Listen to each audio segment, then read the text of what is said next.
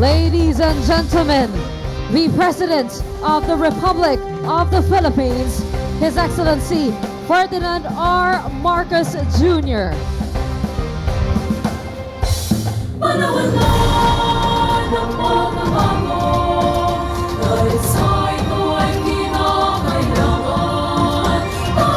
Ladies and gentlemen, we welcome you to the groundbreaking of the ITATAYO Solar Project.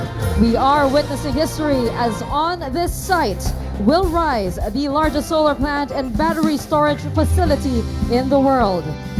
At this point, the President is being briefed by ITATAYO Solar President Dennis Jordan, together with Meralco Chairman and CEO Manuel V. Pangilinan and Meralco Powergen Corporation President and CEO Emmanuel Rubio.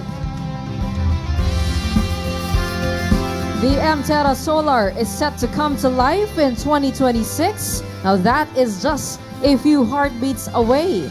A quick leap into a powerful future fueled by sustainable energy.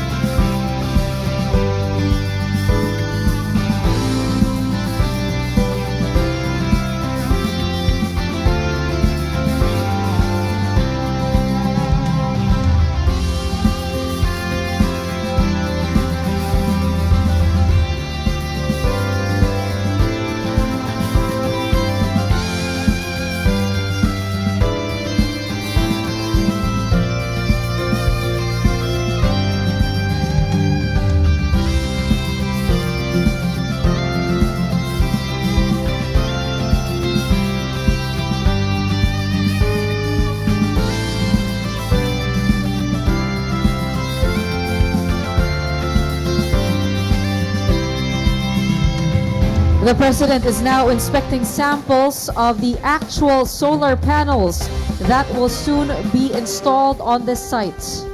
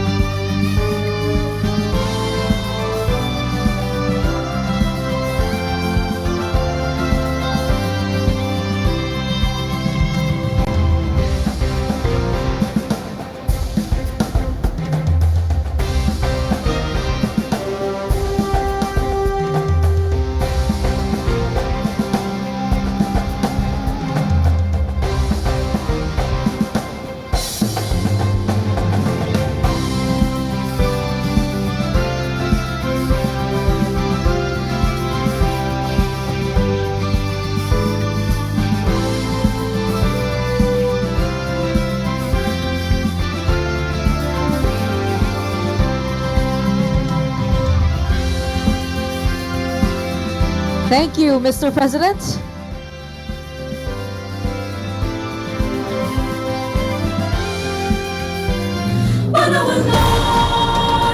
Once again, ladies and gentlemen, the President of the Republic of the Philippines, His Excellency Ferdinand R. Marcos Jr.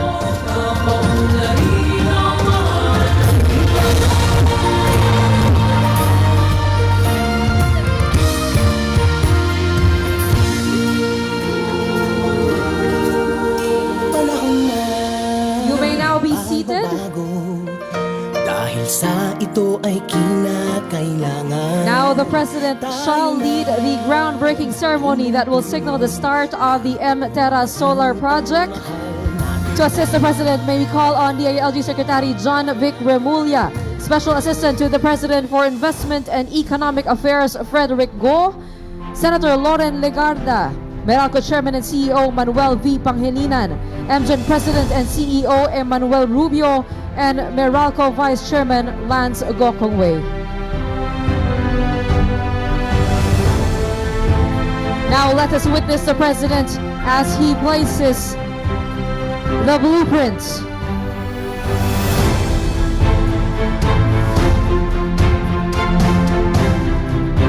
The newspaper and coins inside the time capsule.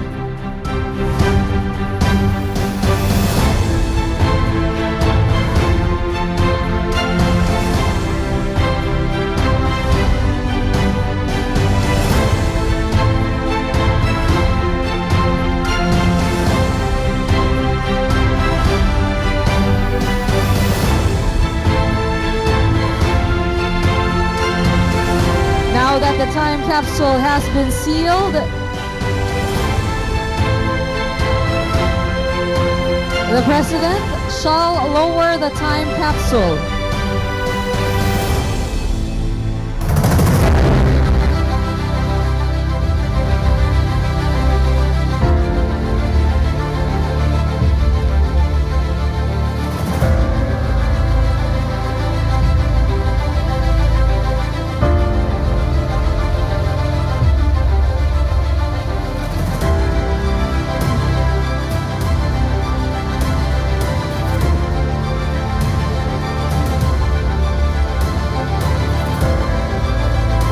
At this point, we witness as the President and our guest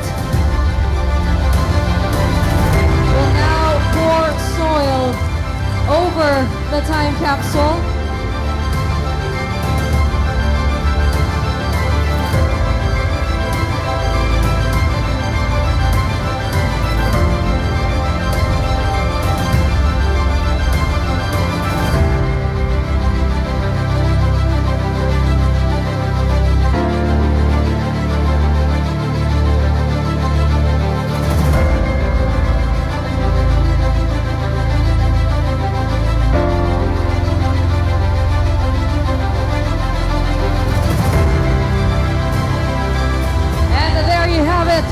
Thank you very much, Mr. President, for leading the groundbreaking and capsule laying.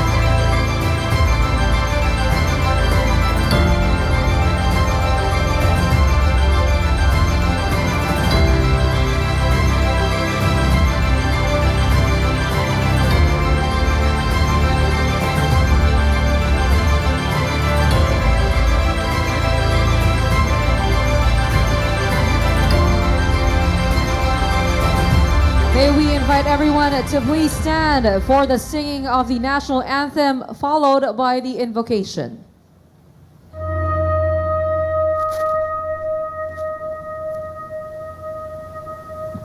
Bayang magiliw, perlas ng silanganan, hanap ng puso, sa dibdib mo'y buhay. Panghilingang, duyan ka ng mag-ibig. Sa manlulupi, di ka pa sisingil. Sa dagat ang tulong, sa simoy at sa langit mong lugaw. May dilag ang tula at awit sa paglayang minamahal. Ang iskap ng watawat mo'y tagumpay na nagniningning. Ang bituin at araw na kailan pa may di magdidiin. Sumanang araw ng walang ipagsilba, tuloy ay langit sa piling mo. Ang hinaya na may marami. Mamatay ng dahil sa'yo.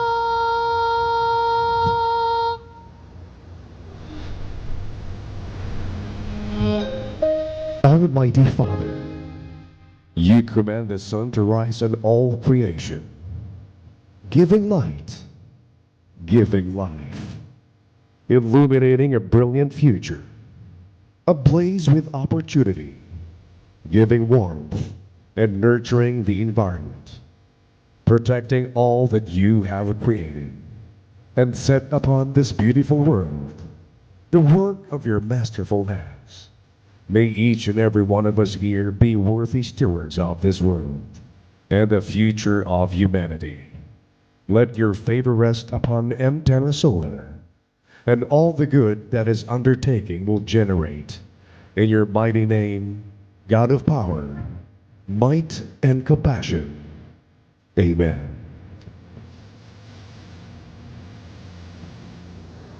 We may now be seated.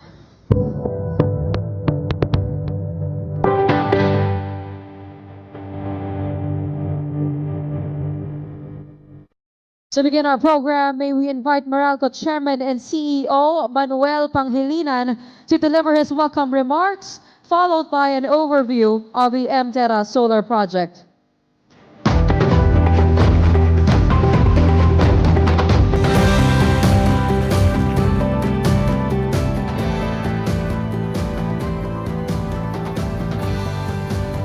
Thank you.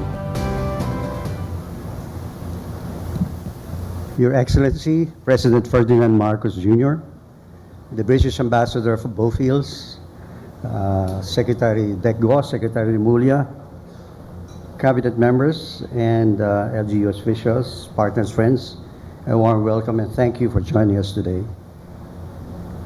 Mr. President, last week I began my welcome remarks with a thoughtful quote from the Colombian President. Unfortunately, President Gustavo Petro has not said much about solar energy, so that leaves me without an introductory handshake today. But let me just say that we are very pleased and very honored to have Your Excellency's presence today. And first of all, I'd like to thank the President and your government for supporting this project of national and international significance. So thank you very much Mr. President. So, welcome to Barangay Calios, the town of Peñaranda, which will soon become famous as the main host for the world's largest solar facility on a single site. When fully completed by 2027, we'll actually energize the first phase in March of 2026.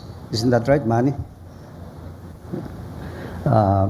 We will deliver 4,500 megawatt hours of clean energy, enough to power 2.4 million homes and eliminate 3.6 million tons of carbon emissions annually, the equivalent of pulling 3 million cars off our roads. But numbers alone fail to articulate the full significance of this project.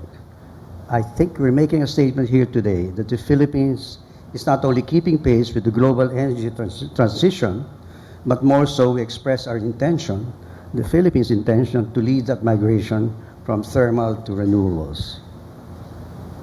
Recently, COVID has burst the balloon of euphoria for sustainability, and the global energy conversation is now stuck in loops of hesitation and walkbacks, beset by three questions. Who will pay for the green transition? Can we afford clean energy? Will it be reliable?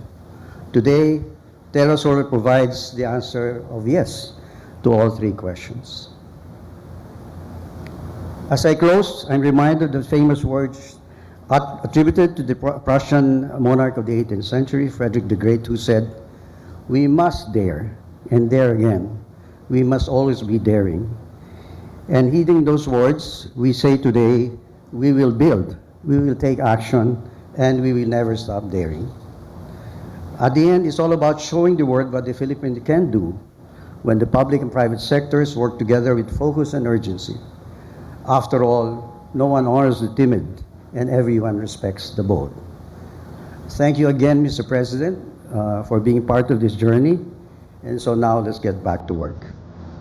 I understand now we have video, but maraming salamat sa inyo lahat. Good morning.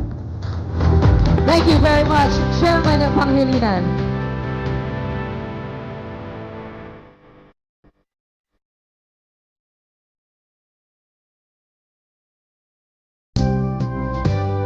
We expect our nation's power supply to increase at a steady pace to meet our growing demand in the next few years.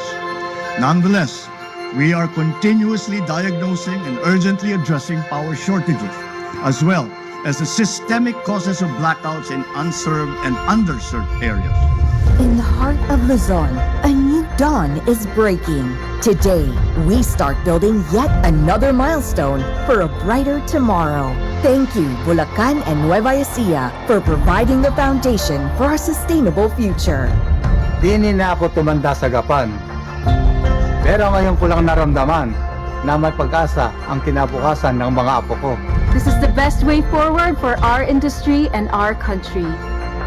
I'm honored to be part of history in the making. The largest single-site solar project and battery energy storage system in the world rises in the Philippines. Proud Bulacania ako. Mas proud ngayon kasi makikilala kami sa buong mundo dahil sa Terra Solar. Bukod dyan ay dadami ang trabaho at lalago ang negosyo dito sa amin. The technology we are deploying here is cutting edge, ensuring a more reliable energy system for the Philippines. Sana lumaki ako sa mundong malinis, maayos, at mapayapa. Terra Solar is more than just a power project. It is our commitment to a greener and sustainable future. We aim to provide a substantial percentage of the Philippines' energy needs, which will offset carbon dioxide emissions by 4.3 million tons annually. We are building on the hopes and dreams of the communities we serve. Terra Solar is a beacon of progress, showing the world that the Philippines is taking bold steps in the clean energy revolution. With a track record of over 120 years and a clear roadmap to a brighter future, we look forward to providing better lives for all of us. Bukas. Tomorrow. Bukas. Bukas, tomorrow. Bukas. Tomorrow. Bukas, sisikat na ang araw. Para sa akin. Para sa amin. Para sa ating lahat!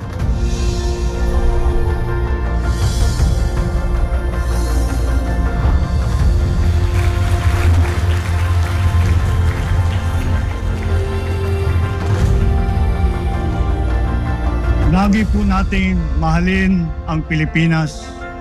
Lagi po nating mahalin ang Pilipinas. Mabuhay po kayo at mabuhay ang bagong Pilipinas. At this point, may we call on a Special Assistant to the President for Investment and Economic Affairs, Frederick Go, to introduce our guest of honor.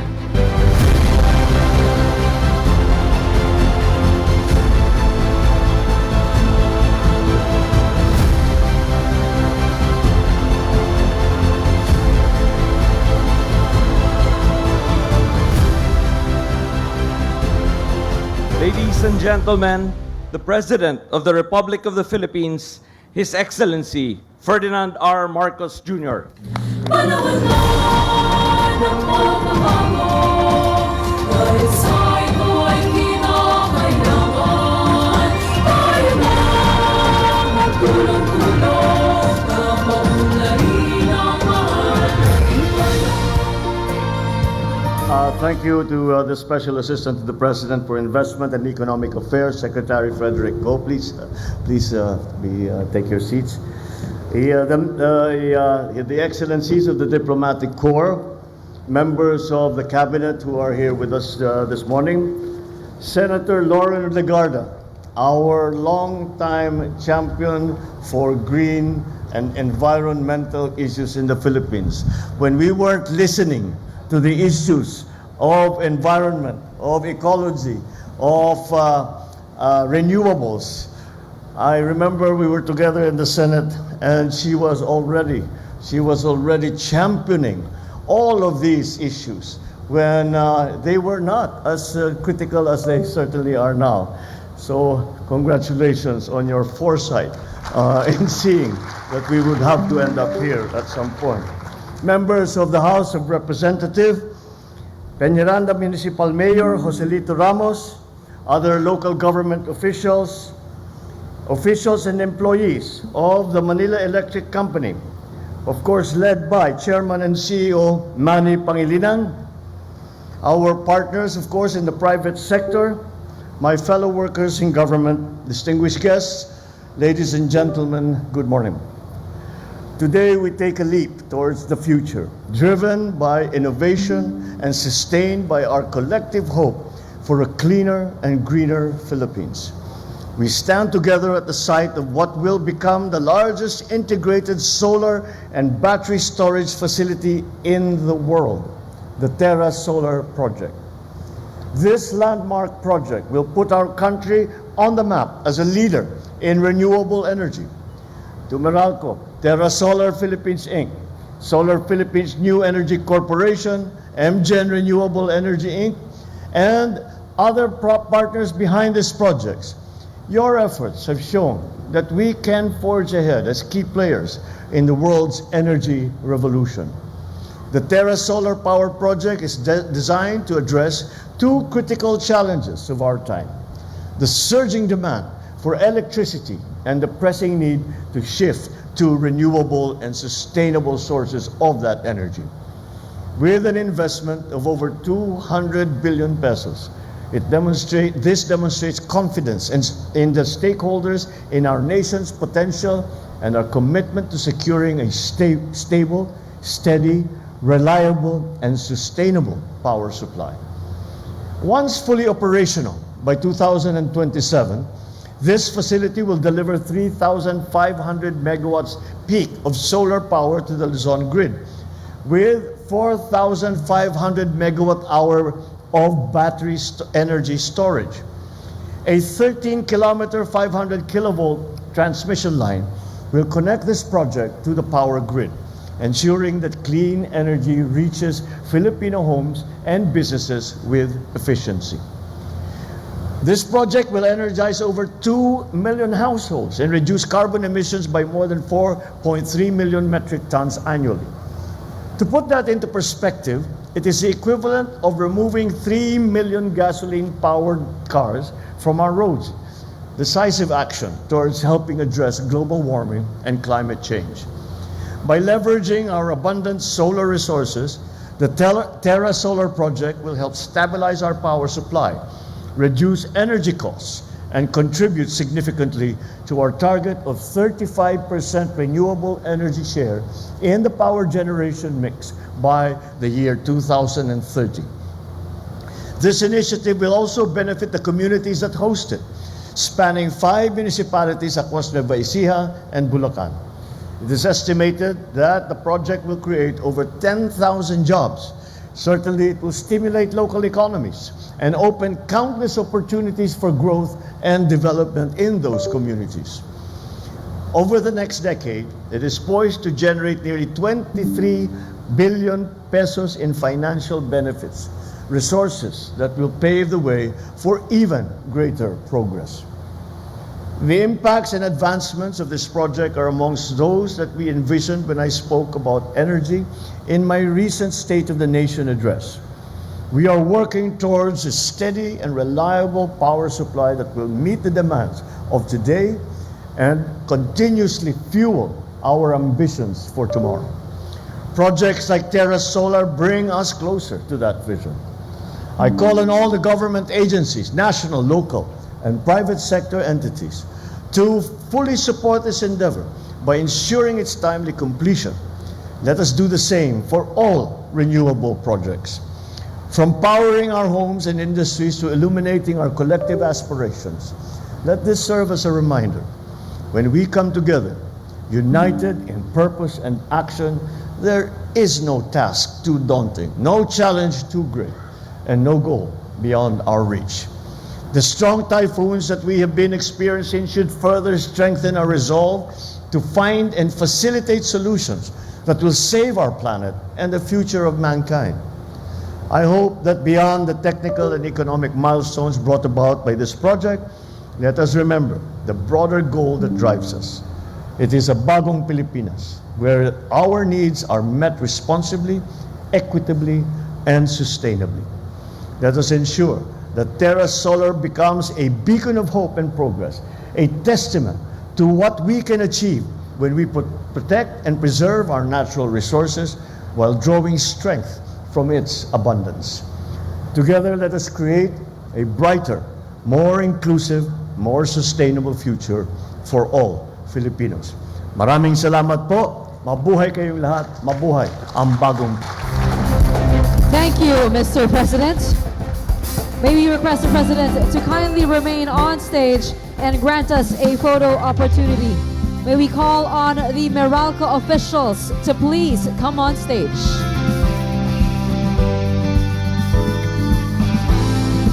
Local government officials, please get ready.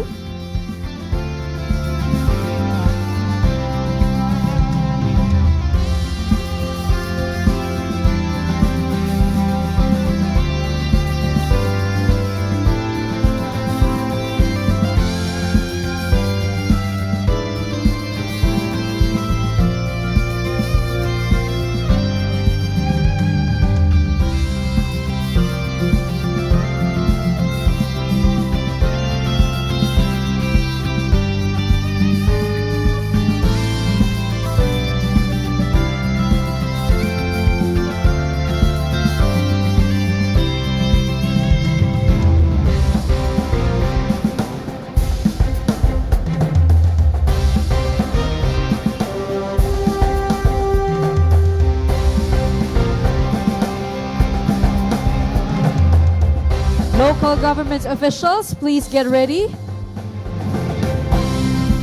Thank you. Meralco officials, please exit to your right.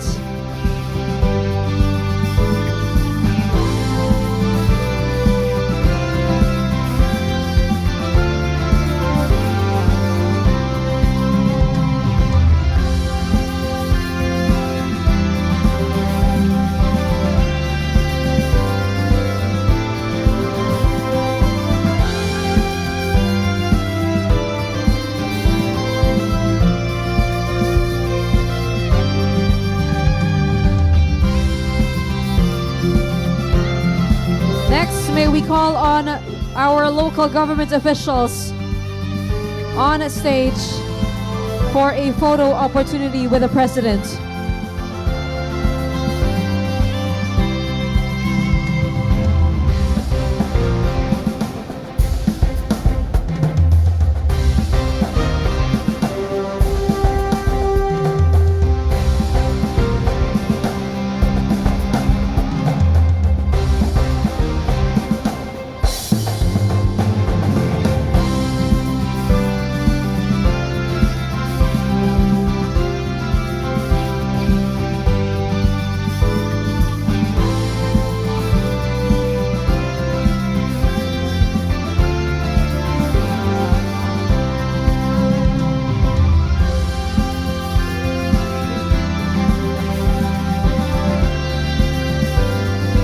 Thank you, local government officials. Please exit to your right. Now, may we request the President to please proceed downstage to grant us a group photo. May we also request on our attendees to stand and gather at the center to join us in the group photo.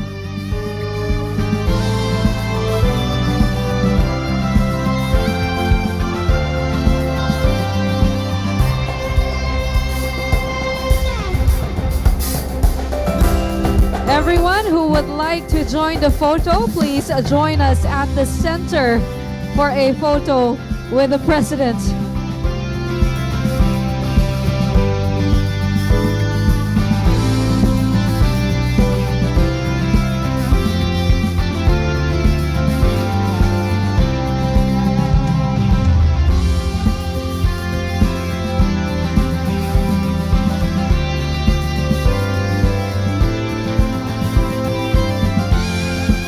All right, smiles to the camera. All at the same time, a photo in 3, 2, 1.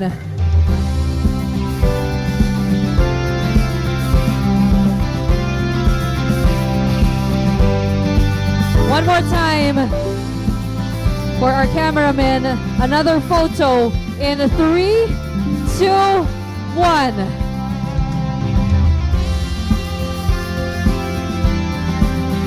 All right, there you have it. A round of applause for the groundbreaking of the M-Terra Solar Project.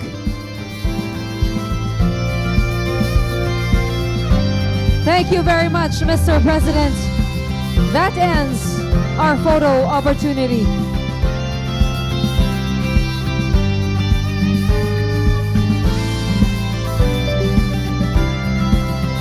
And that concludes our program for today. Thank you very much, Mr. President, for gracing us with your presence as we usher in a bright future powered by M-Terra Solar. We remain your steadfast partner in the pursuit of sustainable and renewable energy initiatives in the country.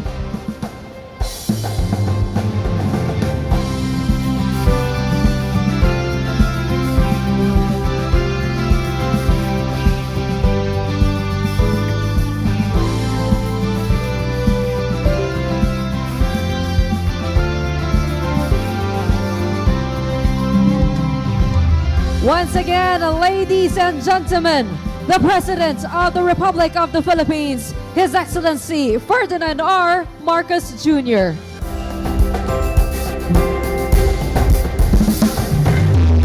May we request everyone to please remain seated until the President has left the venue. Again, thank you.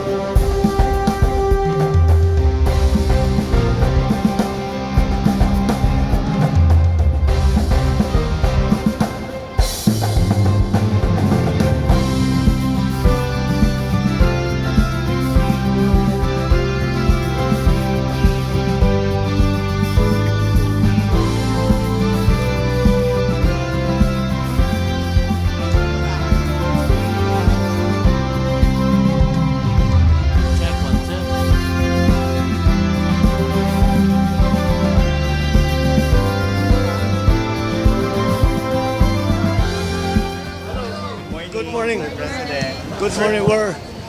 We are all very excited at the groundbreaking ceremony for this very, very important project ng Terra Solar.